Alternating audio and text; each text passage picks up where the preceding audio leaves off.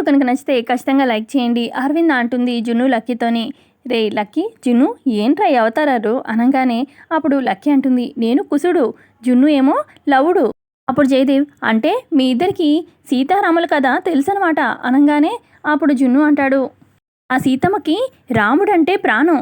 అయితే రాముడు ఆ ప్రజల మాట కోసం ఇక సీతమ్మని అడవుల పాలు చేశాడు. అయితే అక్కడే సీతమ్మకు లవకుశలు పుట్టారు. అయితే ఆ విషయం రాముడికి తెలీదు అని చెప్పి జున్ను అలా చెప్తూ ఉంటే ఇక పక్కనే ఉన్న మిత్ర ఇట్లా ఒక రకంగా ఆలోచిస్తూ ఉంటాడు.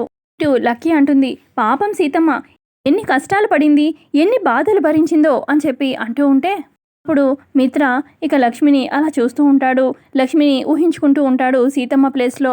మరి సీతారాముల కథ విన్నాక మిత్రలో ఏమైనా మార్పు వస్తుందా, లక్ష్మి మీద మునుపటి ప్రేమ ఆ నమ్మకం కలుగుతుందా అనేది తెలుసుకుందాం కమింగ్ ఎపిసోడ్లో.